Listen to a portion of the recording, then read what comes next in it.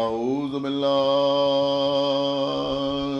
السميع العلي العظيم من الشيطان اللعين الرجيم بسم الله الرحمن الرحيم الحمد لله الذي هدانا لهذا وما كنا لنهتدي لولا أن هدانا الله لقد جاءت رسل ربنا بالحق الصلاة والسلام على صاحب الدين والإسلام والحل والحرام والركن والمقام والصلاة والصيام والسجود والقيام والشريعة والأحكام والحجة والبرهان والمحبة والعرفان والحق والبيان والكتاب والقرآن سيدنا ونبينا وشفيعنا ومولانا ومولى الثقلين جد الحسن والحسين أبي القاسم محمد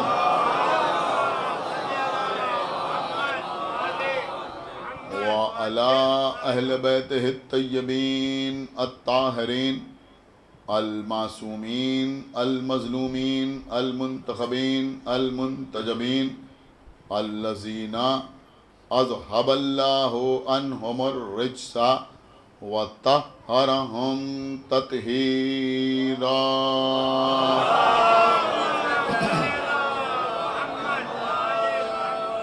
ولعنة الله على أعدائهم وقتلتهم وغاصبي حقوقهم ومنكري فضائلهم ومصائبهم أجمعين من الآن إلى يوم الدين اللهم عذبهم عذابا يستغيث منه أهل النار آمين رب العالمين اما بعد فقد قال اللہ سبحانہ تبارک و تعالی فی کتابہ المجید وفرقانہ الحمید وقولہ الحق بسم اللہ الرحمن الرحیم ان اللہ یأمر بالعدل والاحسان صلوات محمد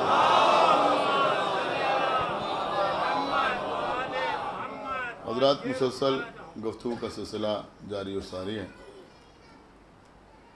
سورہ نحل میں ارشاد رب العزت ہو رہا ہے کہ اللہ اپنے امر کو عادل اور احسان کے ساتھ انجام دیتا ہے۔ عزیزوں، اگر کسی معاشرے میں، کسی سماج میں، کسی سوسائٹی میں عدل نہ ہو تو وہ معاشرہ بے روح ہوتا ہے، لیکن اگر عدل ہو مگر احسان نہ ہو تو وہ معاشرہ بے لطف ہوتا ہے۔ ایک صلوات پڑھیں بر محمد و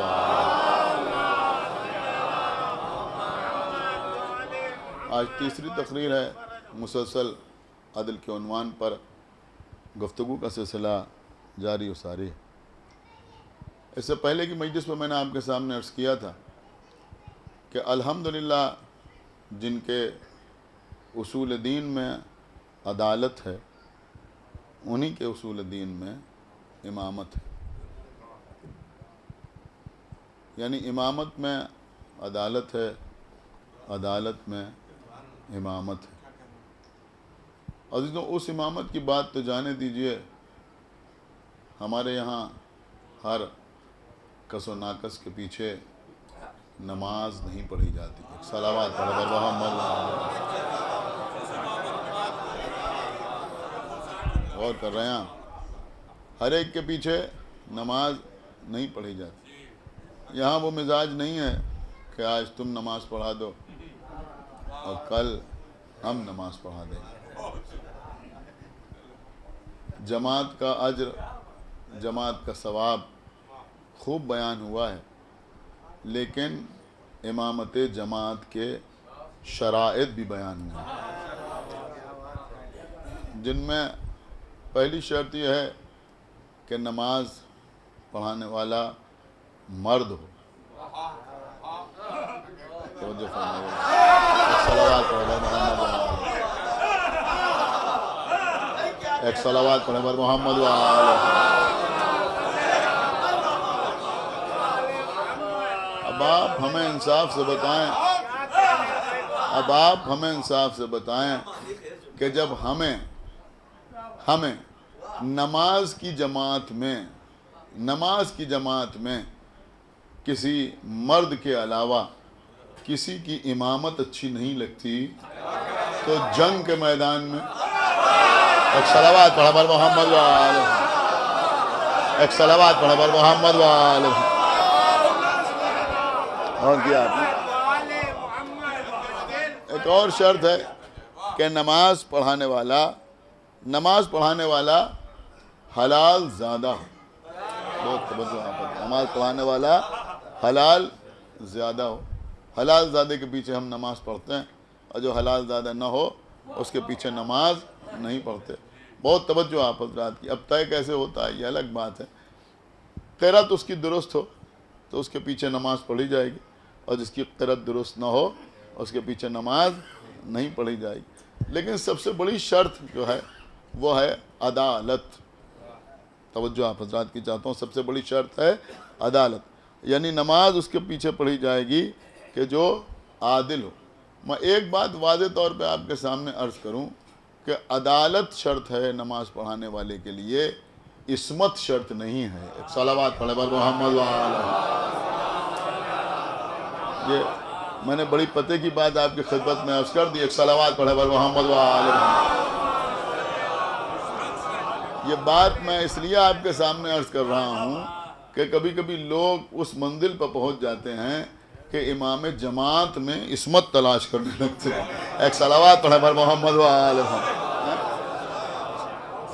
ایک صلوات اور پڑھے پر محمد وآلہ۔ سمجھ رہے ہیں؟ تو اس کا عادل ہونا ضروری ہے، عدالت شرط ہے۔ عدالت کا مطلب کیا ہے؟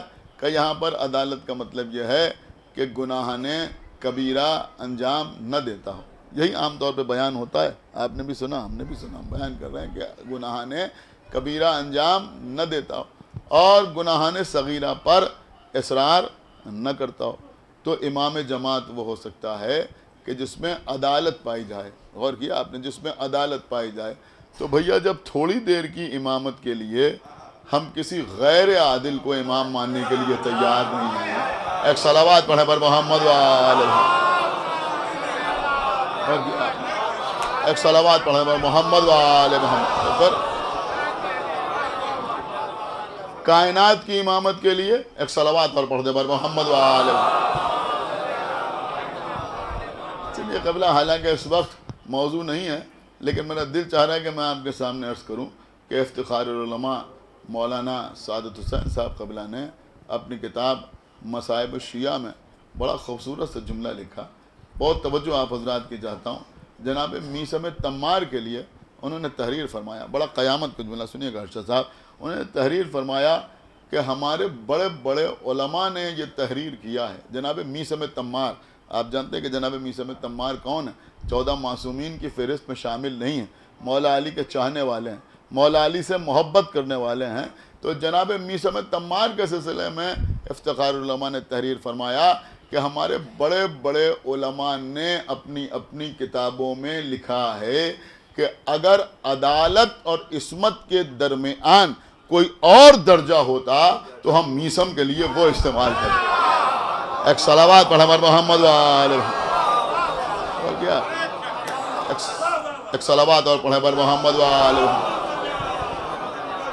اور کیجئے قبلہ، جو میں عرض کر رہا ہوں اس کا مطلب یہ ہوا کہ بڑے بڑے علماء जनाब मीसम तम्मार को, देखिए बड़ा नाजुक मरहला है कि जनाब मीसम तम्मार को मासूम तो नहीं मानते, लेकिन गैर मासूम कहने में भी तकल्लुफ़ करते हैं। और वो लिखते हैं कि अगर अदालत और इस्मत के बीच में कोई दर्जा होता तो हम मीसम के लिए वो इस्तेमाल करते। क्यों करते? मीसम की शान क्या है? मीसम की शान यह है कि सुबह उठे तो सोचा सबसे पहले अली की ज़ियारत हो जाए, घर से निकले तो दिल में ख्याल आया कि अली मिल जाएं, दुकान पे आकर बैठे तो इंतज़ार है कि अली आ जाएं। आप गौर कर रहे हैं, इस इंतज़ार में है कि कोई आ जाए तो उससे अली का जिक्र करें। इसका मतलब ये हुआ कि मीसम उसे कहते हैं कि जिसकी ज़िंदगी में कदम कदम पर अली की तमन्ना है। क्या सुन रहे हैं आप? अली की ख्वाहिश है। आपने गौर किया मैं क्या अर्ज़ कर गया? मीसम हर हर कदम पर, हर हर नफस, हर हर सांस, हर मौके पर, हर मरहले पर अली की तमन्ना करते नजर आते हैं। तो भैया जो अली की तमन्ना करता नजर आए, जब उसे गैर मासूम कहने में उलमा हिचक रहे हैं, तो जिसकी तमन्ना अली करते नजर आए, एक सलावत पढ़ा पर मोहम्मद वाले, क्या मंजिल, एक सलावत और पढ़ते पर मोहम्मद वाले। एक बाबा तो बोला सलावत पढ़ा पर मोहम्मद वाले। और किया आपने क़िबला। तो यह है अदालत। तो हम अदालत के बगैर किसी को इमाम जमात मानने के लिए तैयार नहीं है। बहुत तवज्जो आप हज़रात की। अज़ीज़ों, अदल की ज़िद को जुल्म कहते हैं। अदल की ज़िद को जुल्म कहते हैं। तो अब जाहिर सी बात है कि बहुत सी चीज़ों को उनकी ज़िद से पहचाना जाता है। तो अदल को पहचानने के लिए पहले जुल्म को पहचानना ज़रूरी है। अगर जुल्म समझ में आ जाएगा तो अदल समझ में आ जाएगा। मैंने पहली मजलिस में आपके सामने अर्ज़ किया था कि अदल का मतलब है किसी शय को वहाँ रखना, समझ रहे हैं, जिस जगह की वो मुस्तहक है। तो इसका मतलब ये हुआ कि किसी शय को उसकी जगह से हटा देना, इसी का नाम जुल्म है। गौर करें आप, इसी का नाम जुल्म है। आइए थोड़ा सा तस्करा जुल्म का भी हो जाए। बहुत तवज्जो आप हज़रात की। देखिए कभी कभी हमारे जहन में भी ये सवाल उठता है कि वो लोग कि जिनके अकायद दुरुस्त नहीं हैं, वो लोग कि जिनका ईमान कामिल नहीं है, वो लोग कि जिनके दिल में अहले बैत की मोहब्बत नहीं है, वो लोग कि जिनके नज़रियात दुरुस्त नहीं हैं, वो नमाज भी पढ़ रहे हैं, रोज़ा भी रख रहे हैं, हज भी कर रहे हैं, बहुत तवज्जो आप हज़रात की, सजदे भी कर रहे हैं, उनकी मस्जिदें भी सजी हुई हैं, अजानों की आवाज़ें भी आ रही हैं, तो आखिर इनके साथ होगा क्या? अल्लाह इन्हें क्या अता करेगा? बहुत तवज्जो आप हज़रात की, अल्लाह इन्हें क्या अता करेगा? अज़ीज़ों, मैं ढूंढ रहा था, एक रिवायत मिली, इंशाअल्लाह आप महसूस करेंगे तो महसूस होंगे कि अल्लाह के नबियों में एक नबी हैं जिनका नाम है जनाब दाऊद। क्या नाम है? जनाब दाऊद। जनाब दाऊद अल्लाह के वो नबी हैं जिनके ऊपर अल्लाह ने किताब नाजिल की, ज़ुबूर। मैं आपके सामने तस्करा कर चुका हूँ गालिबन कल ज़ुबूर का, कि ज़ुबूर क्या है? का मुनाजात का मजमुआ है। इसीलिए इमाम ज़ैनुल आबिदीन अलैहिस्सलाम की दुआओं का जो मजमुआ है, जिसको सहीफ़ा सज्जादिया या सहीफ़ा कामिला कहा जाता है, उसको ज़ुबूर आले मोहम्मद कहा जाता है। क्योंकि वो ज़ुबूर जो है वो भी दुआओं का मजमुआ है और ये भी दुआओं का मजमुआ है, इसलिए इसको ज़ुबूर आले मोहम्मद कहा जाता है। तो जनाब दाऊद को अल्लाह ने ये मौजूदा अता किया था कि जब जनाब दाऊद अपना हाथ लोहे पर रखते थे तो लोहा मोम हो जाता था, लोहा नर्म हो जाता था। अल्लाह ने जनाब दाऊद को लहन अता किया था, आवाज़ अता की थी। एक सलावत पढ़े पर मोहम्मद व आले मोहम्मद। हमसे पहले आप इतनी देर से लहने दाऊद ही समाज फरमा रहे थे। एक सलावत पढ़े पर मोहम्मद व आले, एक सलावत और पढ़ते पर मोहम्मद व आले। बहुत तवज्जो आप हज़रात की। तो मैं अर्ज़ कर रहा था अज़ीज़ों के अल्लाह ने जनाब दाऊद को लहन अता किया था, आवाज़ अता की थी। जनाब दाऊद उस लहन के साथ उन मुनाजात की तिलावत करते थे। तो बड़े बड़े लोग जिनको अपनी आवाज़ों पर नाज होता था वो आ जाते थे सुनने के लिए। तो अल्लाह के नबी थे जनाब दाऊद। मैंने शायद किसी दिन तज़किरा किया था कि अल्लामा मजलिसी अलैहिर्रहमा ने किताब लिखी जिसका नाम है हयातुल क़ुलूब। बड़ी क़यामत की किताब लिखी। हयातुल क़ुलूब की जो पहली जिल्द है उसमें अल्लामा मजलिसी ने जनाब आदम से लेके जनाब ईसा तक तमाम अम्बिया का तज़किरा किया। तारीख़ अम्बिया के नाम से और किताबें भी मौजूद हैं, लेकिन अल्लामा मजलिसी की किताब हमारे लिए इसलिए मोतबर और मुस्तनद है कि अल्लामा मजलिसी ने अम्बिया का तज़किरा आइम्मा के हवाले से किया है। एक सलावत पढ़े पर मोहम्मद व आले मोहम्मद और करें क़िबला। एक सलावत और पढ़े पर मोहम्मद व आले मोहम्मद। شاید سارے مجمع نے غور ہی نہیں کیا میں کیا عرض کر گیا. یعنی آپ نیٹ کے اوپر سرچ کیجئے تو تاریخ انبیاء کے نام سے بہت سی کتابیں مل جائیں گی, لیکن علامہ مجلسی کی حیات القلوب جو ہے اس میں انہوں نے تمام انبیاء کے سلسلے میں جو کچھ لکھا, ان کا جناب آدم کے لیے مثلا امام جعفر صادق نے یہ فرمایا, امام محمد باقر علیہ السلام نے یہ فرمایا, جناب موسیٰ کے لیے امام موسیٰ کاظم نے یہ فرمایا. تو جو کچھ لکھا وہ انبیاء کے حوالے سے لکھا. تو علامہ مجلسی نے جناب داؤد کا جہاں تذکرہ کیا ہے, سنی عزیزوں, بڑی قیامت کی چیز عرض کر رہا ہوں, اس میں وہ تحریر فرماتے ہیں کہ اللہ نے جناب داؤد سے کہا. دیکھیں بڑی فیصلہ کن بات ہے کہ جناب داؤد سے اللہ نے کہا کہ اے داؤد اپنی قوم کے ظالموں اور جباروں سے کہہ دو. خدا کے لیے بہت بیدار ہو کے سنیں کیا کہا, کہ اپنی قوم کے, دیکھیں آج ایک مسئلہ حل ہوگا انشاءاللہ, کہ اپنی قوم کے ظالموں اور جباروں سے کہہ دو. کیا کہہ دو؟ کہ ان سے کہہ دو کہ تم میرا ذکر نہ کیا کرو. خدا کے لیے بھائی بیدار ہوئیے, خدا کے لیے بہت توجہ آپ حضرات کی طرف. صلوات پڑھے بر محمد و آل محمد. سنا آپ نے یا نہیں سنا؟ اس کا مطلب یہ ہوا کہ ظالم کو خالی امامت جماعت نہیں بلکہ اللہ کو ان کا ذکر الہی کرنا بھی اچھا نہیں لگتا. سمجھ میں آپ, ذکر الہی کرنا بھی اچھا نہیں لگتا. کہ اے داؤد اپنی قوم کے, اپنی ملت کے, سنیے گا, ظالموں اور جباروں سے کہہ دو کہ وہ میرا ذکر نہ کیا کریں, اس لیے کہ میری شان کیا ہے. اب میں اپنی طرف سے عرض کر رہا ہوں کہ فَاسْكُرُونِي أَذْكُرْكُمْ, کہ تم میرا ذکر کرو تو میں تمہارا ذکر کروں گا. تو اللہ کہہ رہا ہے کہ اپنی قوم کے ظالموں اور جباروں سے کہہ دو کہ وہ میرا ذکر نہ کیا کریں, اس لیے کہ جب وہ میرا ذکر کرتے ہیں تو میں ان کا ذکر کرتا ہوں اور میں ان کا ذکر لعنت کے ساتھ کرتا ہوں.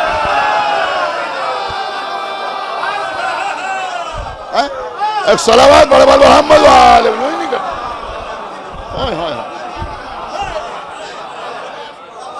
ایک صلوات اپنا پر محمد و آل محمد. ان کا ذکر کیسے کرتا ہوں؟ دیکھیں قبلہ سارا مسئلہ حل ہو گیا. ایک صلوات پڑھے پر محمد و آل محمد. توجہ فرمائی آپ نے یا نہیں توجہ فرمائی؟ بھیا لوگ اسی میں الجھے ہوئے ہیں کہ یزید نے امام حسین کا قتل کیا, اس پر لعنت کی جائے یا نہ کی جائے. اما یزید قتل کرے, آپ اسی میں بحث میں پڑھے ہیں کہ وہ قابل لعنت ہے. بھئی اس حدیث کی روشنی میں اگر یزید نماز بھی پڑھے تب بھی قابل لعنت ہے. ایک صلوات پڑھے پر محمد و آل محمد. ایک صلوات پڑھا پر محمد و آل محمد. اپنی قوم کے ظالموں اور جباروں سے کہہ دو, اپنی قوم کے ظالموں اور جباروں سے کہہ دو کہ اگر وہ مجھے یاد کرتے ہیں تو میں بھی انہیں یاد کرتا ہوں, اور جب میں انہیں یاد کرتا ہوں تو لعنت کے ساتھ یاد کرتا ہوں, یعنی میں ان پر لعنت کرتا ہوں. تو اب سوال یہ ہے کہ وہ ظالم ہے کون؟ وہ ظالم ہے کون؟ عام طور پہ ہم سمجھتے ہیں کہ جو تلوار سے کسی کا گلا کاٹ دے وہ ظالم, جو کسی کا گھر جلا دے وہ ظالم, جو کسی کا مال چھین لے وہ ظالم, جو کسی کا حق غصب کر لے وہ ظالم. بے شک وہ ظالم, لیکن آئیے قرآن سے پوچھیں کہ اظلم کون ہے؟ قبلہ ایک صلوات پڑھے پر محمد و آل محمد. دیکھیں خدا کے لیے میں بچوں سے کہہ رہا ہوں کہ کان کھول کے نہ سنو بلکہ دل کھول کے سنو. ایک صلوات پڑھے پر محمد و آل محمد. کہ حقیقت میں ظالم تو سمجھ میں آ گیا. تو اگر کوئی ظالم ہے تو اللہ اس پہ لعنت کرتا ہے, تو اگر اظلم ہے, اظلم کا مطلب کیا ہوتا ہے؟ کہ بہت بڑا ظالم. ظالم اور اظلم یعنی بہت بڑا ظالم. اب یہ بہت بڑا ظالم ہے کون؟ سورہ بقرہ پڑھیے, پہلا پارہ جہاں پہ تمام ہوتا ہے. سورہ بقرہ تو تقریباً 2.5 پارے پر محیط ہے, تو پہلا پارہ جہاں پہ ختم ہوتا ہے آخری صفحے پر, آخری سطروں میں دیکھیے گا تو میری بات آپ کی سمجھ میں آ جائے گی. خداوند عالم ارشاد کیا فرما رہا ہے؟ ارشاد رب العزت ہو رہا ہے کہ وَمَنْ أَظْلَمُ. انشاءاللہ کوئی سمجھدار اب خاموش نہیں رہے گا. اللہ کیا کہہ رہا ہے کہ وَمَنْ أَظْلَمُ. اللہ کہہ رہا ہے کہ وہ اظلم ہے, ظالم نہیں. کیا ہے؟ اظلم ہے. کون اظلم ہے؟ گھر جلانے والا نہیں, قتل کرنے والا نہیں, مال لوٹنے والا نہیں. پھر اظلم کون ہے؟ ومن اظلم ممن کتم شہادتن. کیا سن رہے ہیں یہاں؟ اندہ من اللہ. اللہ کیا کہہ رہا ہے کہ وہ اظلم ہے جو ایک شہادت کو چھپاتا ہے. بھیا صلوات برابر محمد وآل محمد. سن رہے ہیں میں نے بھائی ایک صلوات برابر محمد وآل محمد. وہ اظلم ہے. تو کس کو سکھاتا ہے؟ ایک صلوات اور برابر محمد وآل محمد.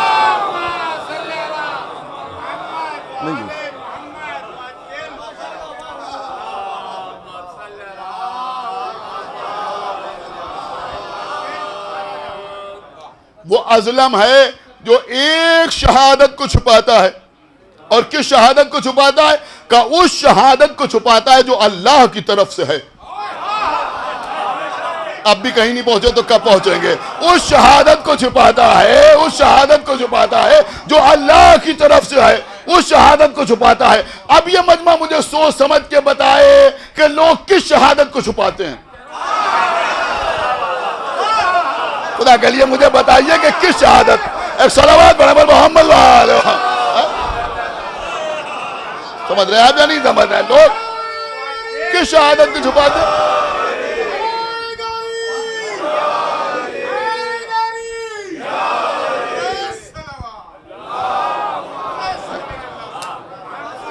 یا وہ کون سی شہادت ہے جسے لوگ چھپاتے ہیں؟ دیکھیں، ایک ہوتا ہے کلمہ طیبہ لا الہ الا اللہ محمد الرسول اللہ علی ولی اللہ. ایک ہے کلمہ شہادت اشہد ان لا الہ الا اللہ واشہد ان محمد الرسول اللہ واشہد ان علی ولی اللہ. یہ تین شہادتیں ہیں نا. ایک اللہ کی وحدانیت کی شہادت، ایک محمد کی رسالت کی شہادت، ایک علی کی ولایت کی شہادت. سنا آپ نے یا نہیں سنا؟ ایک اللہ کی وحدانیت کی شہادت، ایک محمد کی رسالت کی شہادت، ایک علی کی ولایت کی شہادت. اللہ کیا کہہ رہا ہے کہ وہ اظلم ہے جو تینوں شہادتوں کو نہیں، دو شہادتوں کو نہیں، بلکہ ایک شہادت کو چھپاتا ہے. ایک شہادت کو چھپاتا ہے. اب آپ ہمیں بتائیں کہ ساری دنیا میں کون مسلمان ہے جو اشہد ان لا الہ الا اللہ نہیں کہتا؟ سنایا؟ اس کا مطلب یہ ہوا کہ اس شہادت کو کوئی نہیں چھپاتا. کون ہے جو اشہد ان محمد رسول اللہ نہیں کہتا؟ یعنی محمد کی رسالت کی شہادت کو بھی کوئی نہیں چھپاتا. تو پھر چھپایا کس شہادت کو جاتا ہے؟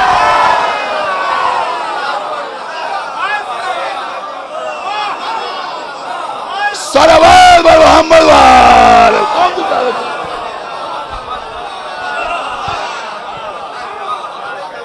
ایک صلوات بر محمد وآل.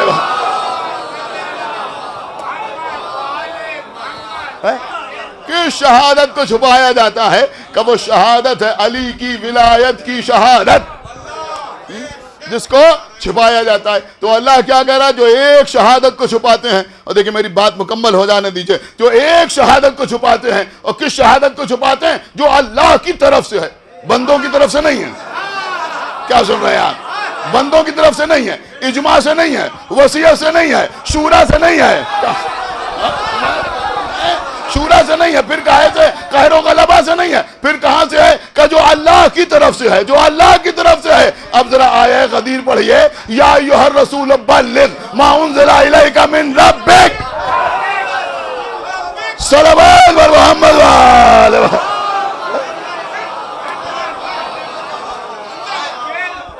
ایک صلوات اور پڑھتے بر محمد وآل.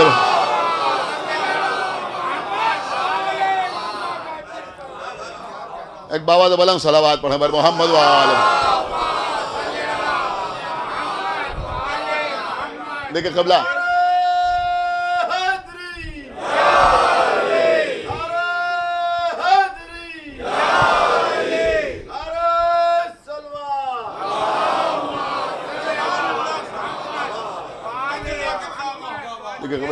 ڈاکٹر صاحب کا حکم تھا میں اعلان کر دوں کہ کل آخری مجلس ہے اس خمسہ مجالس کی، اور کل مجلس ٹھیک 7 بجے وقت کی پابندی کے ساتھ شروع ہو جائے گی. آپ حضرات سے گزارش ہے کہ کل وقت مقررہ پر تشریف لے آئیں، اس لیے کہ اس مجلس کے بعد ایک اور قدیمی مجلس محلے میں ہوتی ہے. لہذا کل مجلس بالکل وقت کی پابندی کے ساتھ ٹھیک 7 بجے شروع ہو جائے گی. آپ حضرات ایک صلوات پڑھیں بر محمد وآل.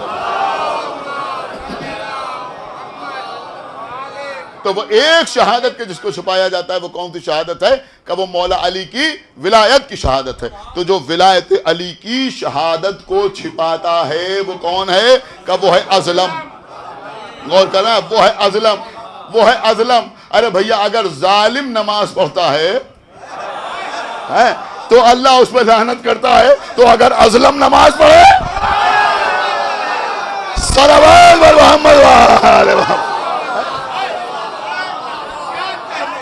ایک بابا تو بولا صلوات بر محمد وآل محمد. ازلم جو ولایت علی کی شہادت کو چھپاتا ہے، جو ولایت علی کی شہادت کو چھپاتا ہے. اور یہ وہ اہم ترین اعلان تھا جس کے لیے اللہ نے رسول سے کہا کہ اگر یہ نہ پہنچایا تو کچھ نہ پہنچایا، اگر یہ نہ پہنچایا تو کچھ نہ پہنچایا. کچھ لوگ سمجھتے ہیں کہ صاحب مجلس میں خطابت سے کام لیا جا رہا ہے. اب میں کیا آپ کے سامنے عرض کروں کہ یہ خطابت بھی سب کے بس کا کام نہیں. ایک صلوات پڑھے بر محمد وآل محمد. بعض باتیں لوگ ایسے کہہ دیتے ہیں صاحب شاعری ہے. ہاں شاعری ہے، شاعری ہے، کوئی معمولی مسئلہ ہے؟ معمولی مسئلہ ہے. یہ موزونیت کی نعمت جو ہے یہ اللہ عطا کرتا ہے، ورنہ آدمی کی سمجھ ہی میں نہیں آتا کہ طوفان اور طوفان میں کیا فرق ہے. ایک صلوات پڑھے بر محمد کیا سمجھ، ایک صلوات اور پڑھتے بر محمد سر پٹک دے تو اس کی سمجھ میں نہ آئے. ایک صلوات اور پڑھے بر محمد وآل محمد. تو سنیے عزیزوں، خطابت کسے کہتے ہیں؟ پوری توجہ آپ حضرات کی چاہتا ہوں. اب میں آپ کے سامنے خطابت ہی عرض کر رہا ہوں. اللہ نے رسول سے کہا، کیا کہا؟ کہ اگر یہ نہ پہنچایا تو کچھ نہ پہنچایا، یہ نہ پہنچایا تو کچھ نہ پہنچایا. اگر علی کی ولایت کا اعلان نہ کیا تو گویا آپ نے کار رسالت انجام ہی نہیں دیا. اب لوگ کیا بیان کرتے ہیں؟ اگر کار رسالت انجام نہیں دیا اس کا مطلب یہ ہوا کہ نماز نہیں پہنچائی، اس کا مطلب یہ ہوا کہ روزہ نہیں پہنچایا، اس کا مطلب یہ ہوا کہ حج نہیں پہنچایا، اس کا مطلب یہ ہوا کہ زکوٰۃ نہیں پہنچائی. بے شک یہ ساری چیزیں اپنی جگہ ہیں، لیکن پیغمبر کی رسالت صرف انہی چیزوں تک محدود نہیں ہے، بلکہ پیغمبر کا مسئلہ یہ ہے کہ فما محمد الا رسول، محمد کچھ نہیں ہے سوائے اس کے کہ اللہ کے رسول ہیں. یہ اٹھیں تو اٹھنا کار رسالت، یہ بیٹھیں تو بیٹھنا کار رسالت، یہ بولیں تو بولنا کار رسالت، یہ چلیں تو چلنا کار رسالت، یہ خاموش رہیں تو خاموش رہنا کار رسالت، یہ جنگ کریں تو جنگ کرنا کار رسالت. میں غلط تو نہیں عرض کر رہا ہوں. یہ صلح کریں تو صلح کرنا کار رسالت، یہ کسی گھر میں قیام کریں تو قیام کرنا کار رسالت، یہ کسی ڈیوڑھی پر سلام کریں تو سلام کرنا کار رسالت. ایک صلوات پڑھے بر محمد وآل محمد. یہ کسی سے اپنی محبت کا اظہار کریں تو محبت کا اظہار کرنا کار رسالت، یا حالت سجدہ میں پشت سے کسی کو اتر جانے کا انتظار کریں تو انتظار کرنا کار رسالت. ایک جملہ عرض کر رہا ہوں، شاید کوئی سمجھدار خاموش نہ رہے کہ بھئی یہ محمد ہیں کہ یہ کسی راستے پر چلیں تو چلنا کار رسالت، یہ کسی کی گود میں پلیں تو پلنا کار رسالت. صلوات پڑھے بر محمد وآل محمد. ایک صلوات اور پڑھے بر محمد وآل محمد. کیا سن رہے ہیں؟ ان کا چلنا بھی کار رسالت، ان کا گود میں پلنا بھی کار رسالت. اب کوئی کہے کہ صاحب اپنی اپنی باتیں کر دیں، ہماری بات نہیں کی، تو چلیے آپ کی بھی بات کیے دے رہے ہیں. اگر محمد کسی کو اپنی بزم میں بیٹھنے کی جگہ دیں تو یہ جگہ دینا بھی کار رسالت. یعنی محمد اگر کسی کو اپنا صحابی بنائے تو صحابی بنانا بھی کار رسالت. ہم متاثر نہیں ہیں، ہم سیدھی بات کرتے ہیں. ہم نے اہل بیت والی باتیں بھی کی. اب یہ بھی سنیے کہ اگر پیغمبر کسی کو صحابی بنائے تو صحابی بنانا بھی کار رسالت. پیغمبر کسی سے عقد کریں، کیا سن رہا ہے یہ مجمع؟ تو عقد کرنا بھی کار رسالت. صرف خدیجہ سے نہیں، صرف میمونہ سے نہیں، صرف ماریہ قبطیہ سے نہیں، صرف ام سلمہ سے نہیں، پیغمبر کسی سے بھی عقد کریں.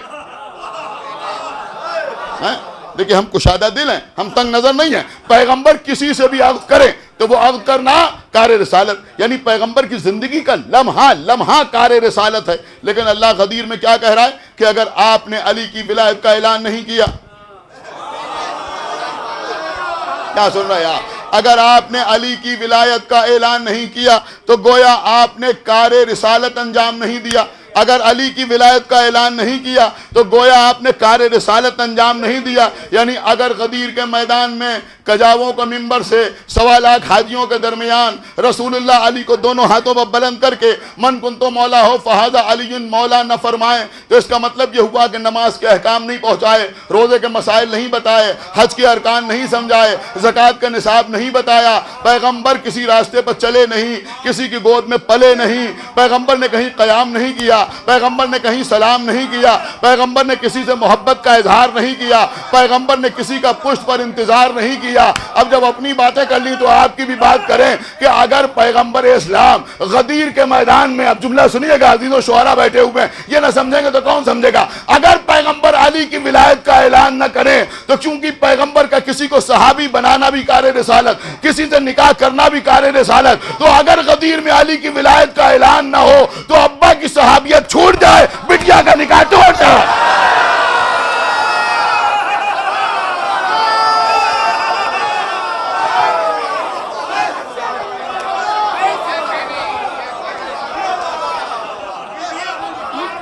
ایک صلوات بڑے بڑے محمد والے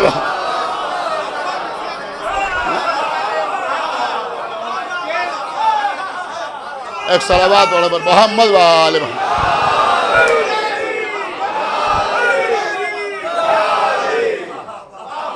بس کر لو. ایک صلوات اور بڑے بڑے محمد والے. تو عزیزوں میں عرض یہ کر رہا تھا کہ کسی کے ساتھ وہ سلوک کرنا جس کا وہ مستحق ہے, اسی کا نام ہے عدل. حسین کا نام لیا جائے تو علیہ السلام کہا جائے, یہ عدل ہے. یزید کا نام لیا جائے تو لعنت اللہ کہا جائے, یہ عدل ہے. آج کچھ لوگ یزید کو لعنت سے بچانا چاہتے ہیں, سمجھ رہے ہیں, یزید کو لعنت سے بچانا چاہتے ہیں. آپ واٹس ایپ پر دیکھتے ہیں, آپ فیس بک پر دیکھتے ہیں, عجیب عجیب عجیب عجیب تھیوریز سامنے لائی جاتی ہیں, عجیب عجیب لاجکس پیش کی جاتی ہیں, عجب فلسفے, عجب منطق پیش کی جاتی ہے.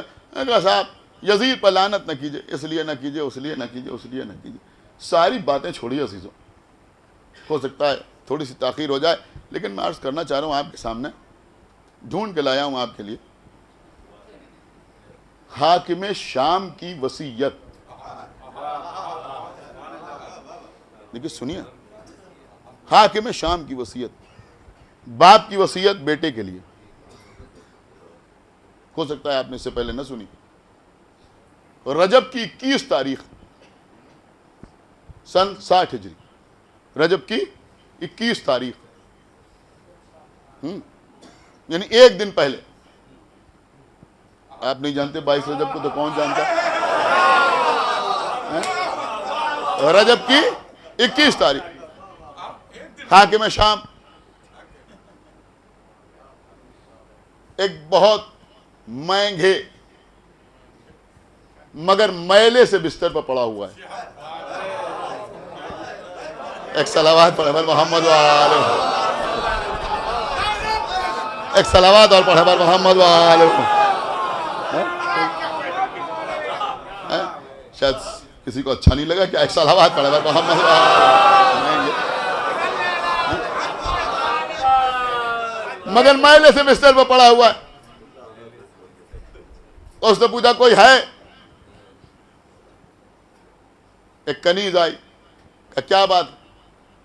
کہ حکومت کے کسی ذمہ دار کو بلا لاؤ, میں اپنے بیٹے کے نام وصیت کرنا چاہتا ہوں. اس کی حالت خراب ہے اور اس کا نابکار بیٹا شکار کھیلنے گیا ہوا ہے. دیکھیے یہ تاریخ ہے, خدا کے لیے بہت توجہ کے ساتھ سنیے گا. یہاں پر بچے بھی بیٹھے ہوئے ہیں, یہی موقع تبلیغ کے بھی ہوتے ہیں. بیماری کے عالم میں باپ کی خبر نہ لینا. ایک صلوات پڑھے بر محمد وآل محمد. اب سمجھنا آپ کا کام ہے. ایک صلوات پڑھے بر محمد وآل محمد. یہ فکر کہاں جا رہی ہے؟ بیٹا جو ہے وہ شکار کھیلنے گیا ہوا. اس نے کہا کہ کوئی حکومت کے ذمہ دار ہو تو بلا لاؤ. قسم خدا کی عجیب وصیت. آپ بھی محسوس کریں گے, واہ واہ کے لیے نہیں, صرف پیغام آپ تک پہنچانے کے لیے. واہ واہ جتنی ہونا اتنی ہو چکی. کنیز گئی اور 2 اشخاص کو بلا کے لائی. ایک کا نام ضحاک ابن قیس، یہ پولیس ڈپارٹمنٹ کا چیف، دوسرا مسلم ابن عتبہ، یہ ناظم خزانہ، ان دونوں کو بلا کے کنیز لائی۔ حاکم شام نے کہا بیٹھو، یہ دونوں بیٹھ گئے۔ حاکم شام نے کہا قلم و کاغذ لایا جائے، کچھ بھی اپنی طرف سے نہیں پڑھ رہا ہوں۔ جیسے ہی حاکم شام نے کہا قلم و کاغذ لایا جائے، فوراً قلم و کاغذ سامنے آ گئے۔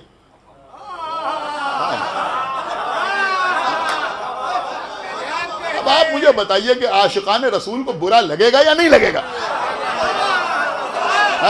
ایک صلوات پڑھیں پر محمد و آل محمد۔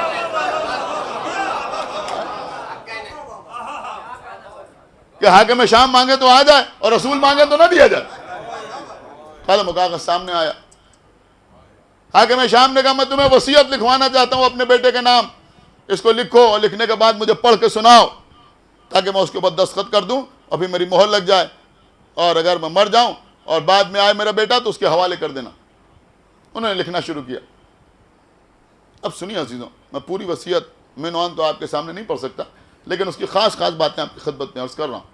حاکم شام نے اپنے بیٹے کو لکھا کہ بیٹا، شاید دنیا میں کسی باپ نے اپنے بیٹے پر اتنے احسانات نہیں کیے ہوں گے جو احسانات میں نے تیرے اوپر کیے۔ اس کے بعد ایک جملہ ہے، جی چاہے تو بولیے گا، جی چاہے تو نہ بولیے گا، باپ کا خیال بیٹے کے لیے۔ حاکم شام نے لکھا کہ بیٹا، تجھے اندازہ نہیں ہے کہ میں نے تیرے اوپر کتنا بڑا احسان کیا ہے کہ تیرے جیسے کمینے کو شریفوں کی گردن پر مسلط کر دیا۔ ایک صلوات پڑھے پر محمد و آل، تیرے جیسے ایک صلوات اور پڑھے پر محمد و آل محمد۔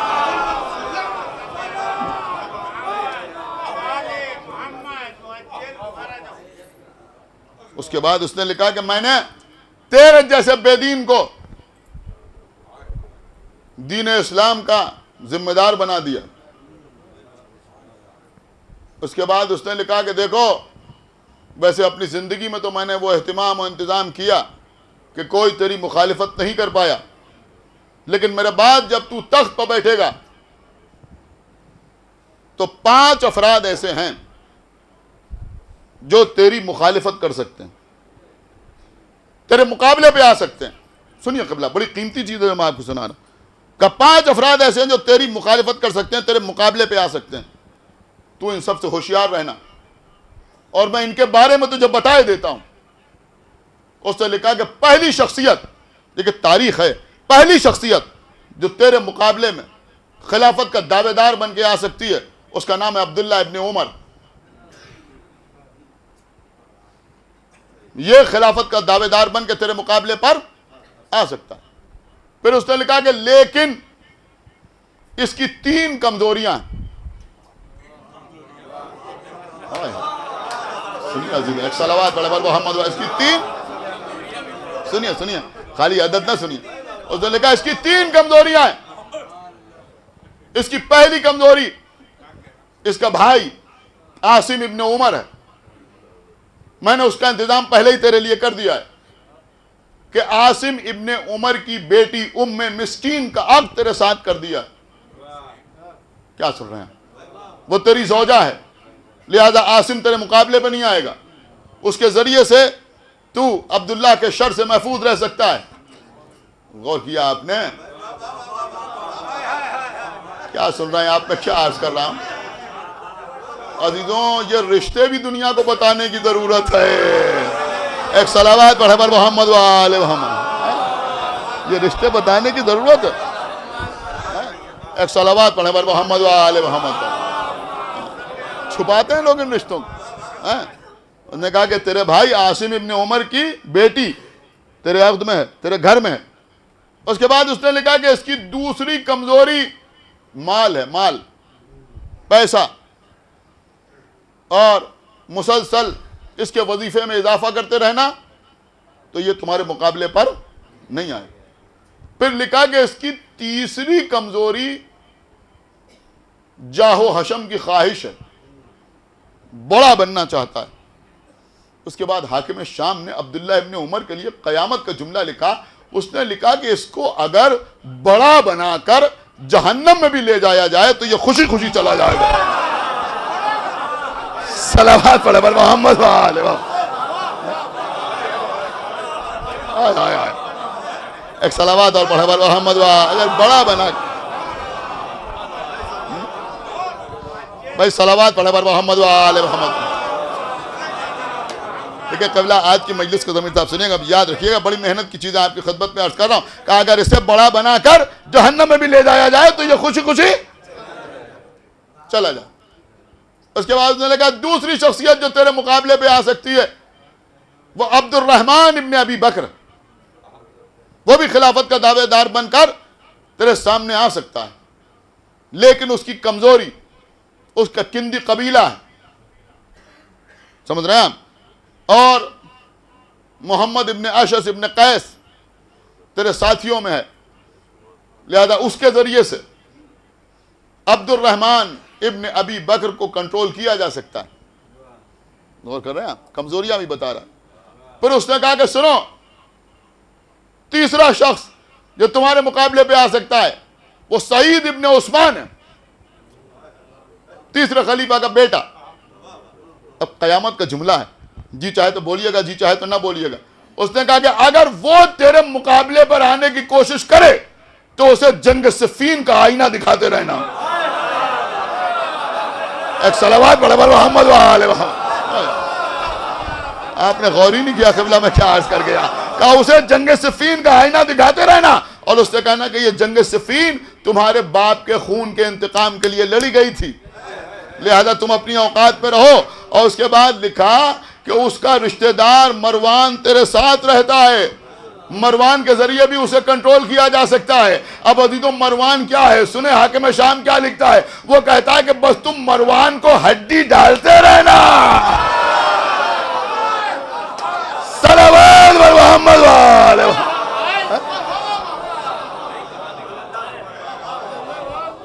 تو وہ بھی کنٹرول رہے. ایک صلوات اور پڑھے بر محمد وآلہ محمد. مروان کو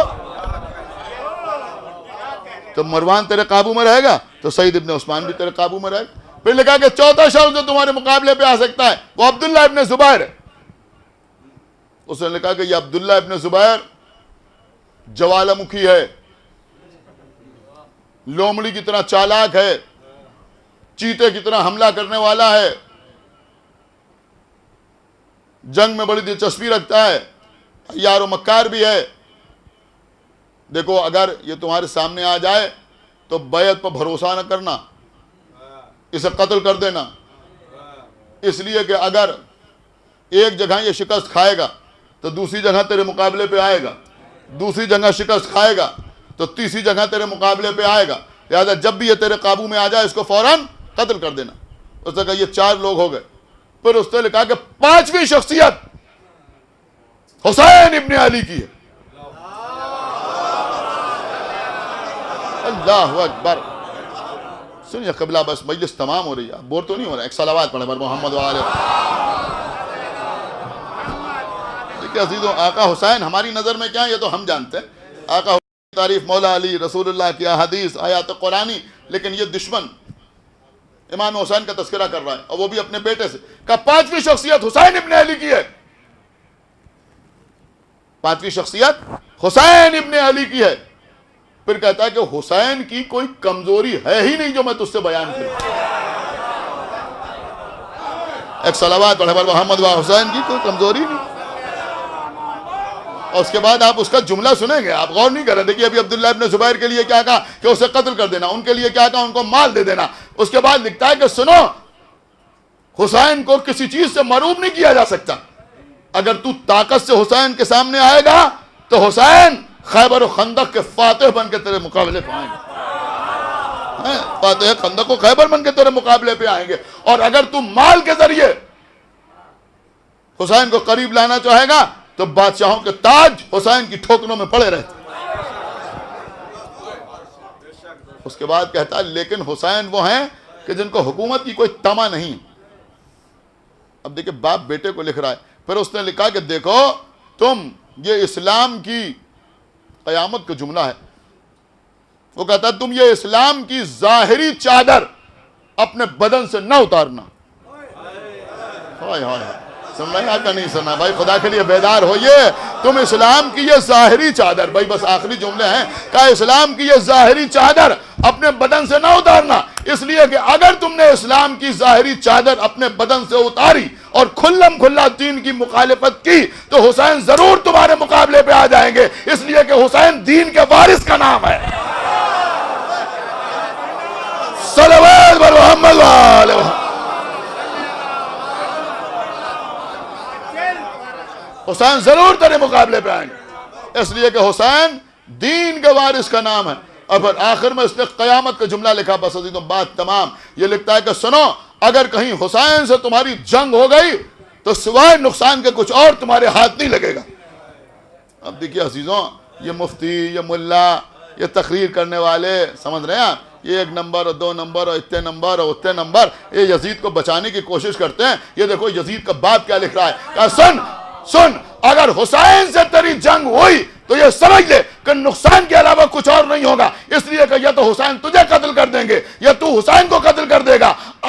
اگر حسین نے تجھے قتل کیا تب بھی دنیا تجھ پر لعنت کرے گی، اور اگر تو نے حسین کو قتل کیا تب بھی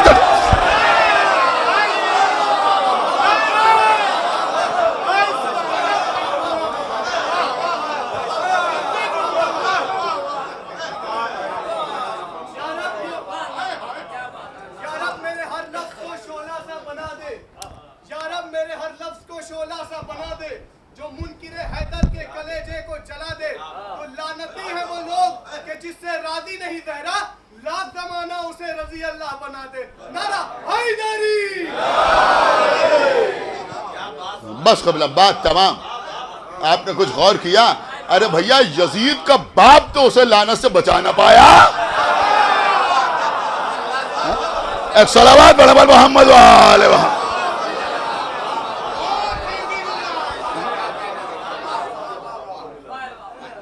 بس بات تمام. عزیزوں، یہ امام حسین علیہ السلام کی عزاداری، یہ جو ظالم پر لعنت ہے، شہید رابع نے اپنی کتاب نزہہ اثنا شریعہ میں تحریر کیا ہے کہ یہ دشمنان اہل بیت پر لعنت ذکر اللہ میں شامل ہے. ایک صلوات پڑھے بر محمد وآل محمد. بات کر رہے ہیں آپ، یہ عزا امام حسین علیہ السلام. عزیز لوگ اسی لیے پریشان ہیں کہ جب لوگ روئیں گے، جب لوگ ماتم کریں گے، جب لوگ عزا کریں گے تو پھر پوچھا جائے گا کہ یہ کیوں رو رہے ہیں؟ کہ حسین کو کربلا کے میدان میں 3 دن کا بھوکا پیاسا شہید کیا تھا. تو پوچھا جائے گا کس نے شہید کیا؟ کہ یزید نے حکم دیا حسین کی قتل. یزید کون تھا؟ تو پھر بات بہت دور تک جائے گی. عزیزوں، یہ عزا حسین، اس کی بنا کہاں سے ہوئی؟ کل میں نے آپ کے سامنے عرض کیا تھا کہ جب لٹا ہوا قافلہ لوٹ کے مدینے آیا تو مدینے کے رہنے والے امام زین العابدین علیہ السلام کے پاس آتے تھے، امام کے سامنے آگے بیٹھتے تھے اور امام سے پوچھتے تھے کہ کربلا میں کیا کیا ظلم ہوئے. ہمارے چوتھے امام کربلا کے مسائل بیان کرتے تھے، لوگ چیخیں مار مار کر روتے تھے.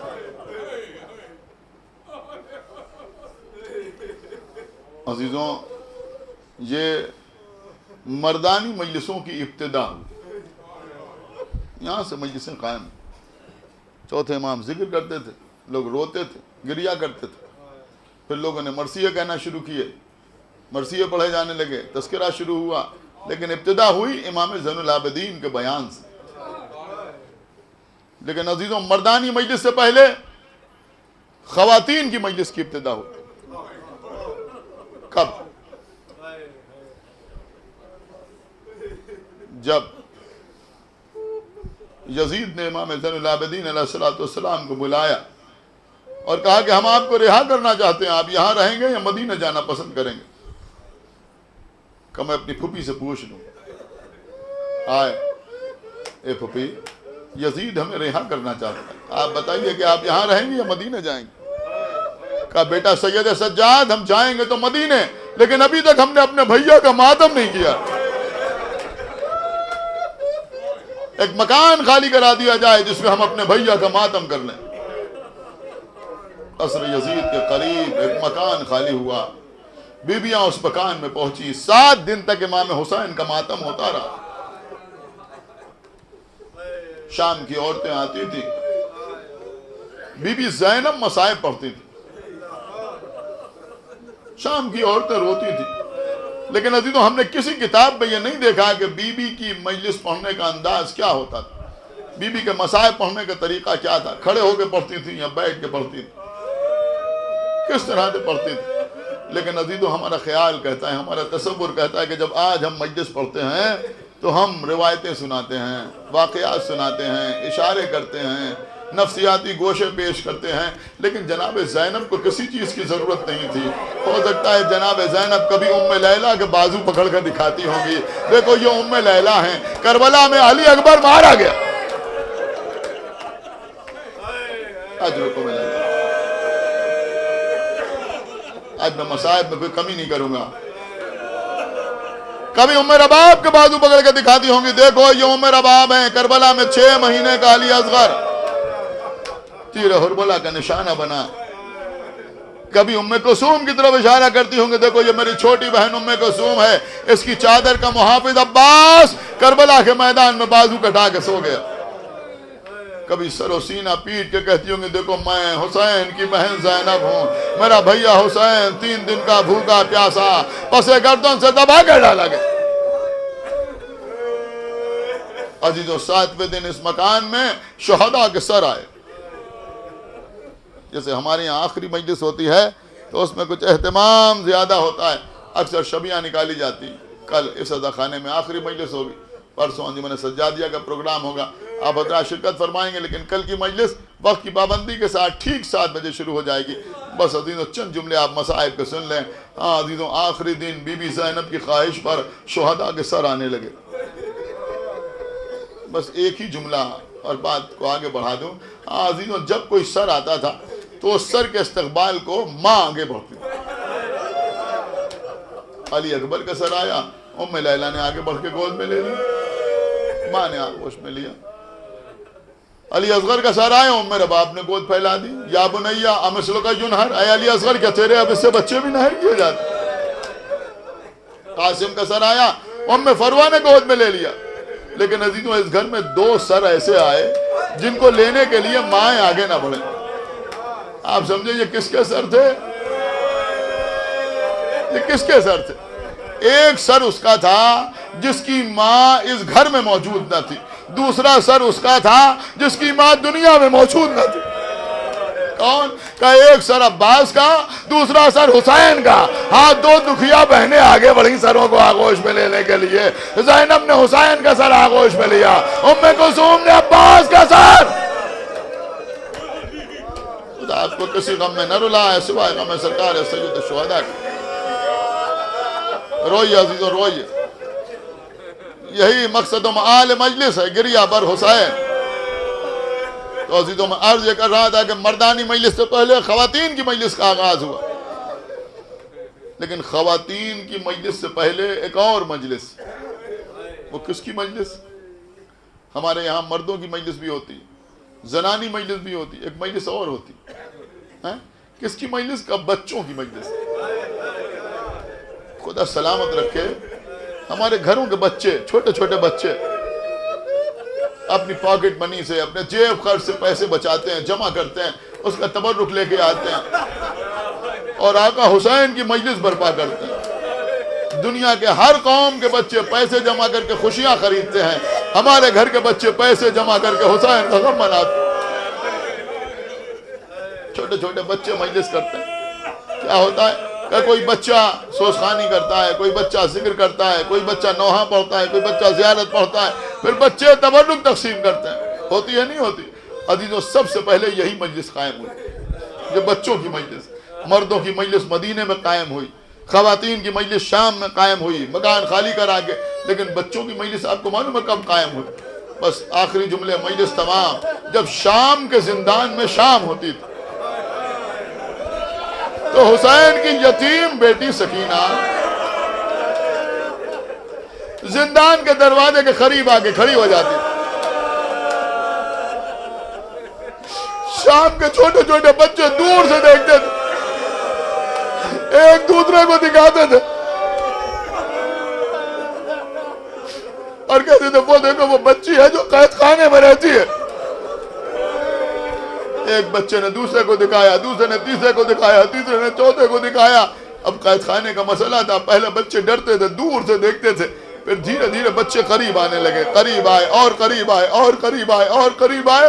پھر بچے بی بی سکینہ سے باتیں کرنے لگے. آپ کو معلوم ہے باتیں کیا ہوتی تھی؟ سوال کرتے تھے, اے بی بی تم قید خانے میں کیوں رہتی ہو؟ کوئی بچہ پوچھتا تھا بی بی تمہارا جرم کیا ہے؟ کسی بچے نے پوچھا بی بی تمہارے بابا تمہیں قید خانے سے لے کیوں نہیں جاتے؟ اور سنیں گے اے بی بی یہ تمہارا دامن جلا ہوا کیوں ہے؟ اے بی بی یہ تمہارے رخسار نیلے کیوں ہیں؟ اے بی بی یہ تمہاری کانوں کی لمیں پھٹی ہوئی کیوں ہیں؟ اب بی بی ان باتوں کے جواب دیتی تھی, اور جو بی بی جواب دیتی تھی وہی مجلس ہوتی تھی. کبھی کبھی بی بی بچوں سے پوچھتی تھی خود, بچوں تمہارے بابا تم کو چاہتے ہیں یا نہیں چاہتے؟ تو ہر بچہ کہتا تھا ہمارے بابا ہمیں بہت چاہتے ہیں, بڑی محبت کرتے ہیں. کسی بچے نے آگے بڑھ کے کہا کہ ہم تو اپنے بابا کے پہلو میں سوتے ہیں. بی بی نے کہا تم پہلو میں سوتے ہو, میں اپنے بابا کے سینے میں سوتی تھی. پھر فرماتی تھی بچوں میرا بابا کربلا کے میدان میں 3 دن کا بھوکا پیاسا پس گردن سے ذبح کر ڈالا گیا. کبھی پوچھتی تھی بچوں تمہارے چچا بھی ہیں؟ تو بچے کہتے تھے ہاں ہمارے چچا بھی ہیں, ہمیں بہت چاہتے ہیں.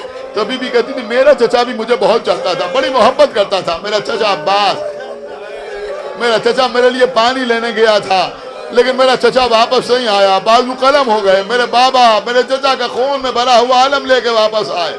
بچے سینے پہ ہاتھ مار مار کے روتے تھے, گریا کرتے تھے. کبھی کہتی تھی بچوں تمہارا کوئی بڑا بھائی بھی ہے؟ بچے اپنے بھائی کے صفات بیان کرتے تھے. بی بی کہتی تھی میرا بھی ایک بڑا بھائی تھا جو صورت میں, سیرت میں, رفتار میں, گفتار میں اللہ کے نبی سے مشابہ تھا. میرے بھیا کے سینے میں برچی کی آنی ٹوٹ گئی. بچے روتے تھے. عزیزوں بڑا دردناک منظر ہوتا تھا کہ جب بی بی دیکھتی تھی کہ کسی بچے کی آغوش میں اس کا کوئی ششمہا بھائی بہن ہے تو زندان کی سلاخوں سے ہاتھ باہر نکالتی تھی, اس بچے کے سر پہ ہاتھ پھیرتی تھی, اللہ تمہارے بھائی کو زندہ و سلامت رکھے. ارے میرے بھی ایک ششمہا بھائی تھا, میں اپنے بھیا کو جھولا جھلاتی تھی, میں اپنے بھیا کو گود میں کھلاتی تھی. ارے میرا بھیا پیاسا تھا. بچے پوچھتے تھے کہ تمہارا بھیا پیاسا تھا تو اسے پانی ملا یا نہیں ملا؟ تو بی بی کہتی تھی میرے بابا میرے بھیا کو پانی پلانے کے لیے لے گئے. کسی بچے نے کہا تب تو تمہارا بھیا سیراب ہو گیا. کہا رے کہاں سیراب ہوا؟ جب میرے بابا واپس آئے تو میرا بھیا 3 بار کے تیر سے شہید ہو چکا تھا. قبلہ یہ مجلسوں کا سلسلہ جاری رہا, لیکن ایک ایسا بھی دن آیا کہ جب یہ بچے زندان کے سامنے آگے کھڑے ہوئے, کچھ دیر انتظار کرتے رہے کہ ہماری ذاکرہ آئے, لیکن جب بی بی نہ آئی تو پکارنا شروع کیا, اے بی بی کہ ہم کو کربلا کے واقعات نہ سناؤ گی, اے بی بی کہ ہم کو اپنے گھر کے مصائب نہ سناؤ گی. بس عزیزوں ایک مرتبہ کانوں میں زنجیر کی جھنکار کی آواز آئی. اب جو بچوں نے دیکھا تو کیا دیکھا کہ وہ بچی نہیں آ رہی ہے بلکہ ایک بیمار چلا آ رہا ہے جس کے ہاتھوں میں ہتھکڑیاں ہیں, پیروں میں بیڑیاں ہیں, گلے میں توقے خاردار ہے. بیمار نے آگے کہا بچوں ارے کس کا انتظار کر رہے ہو؟ تمہاری ذاکرہ کل اپنے بابا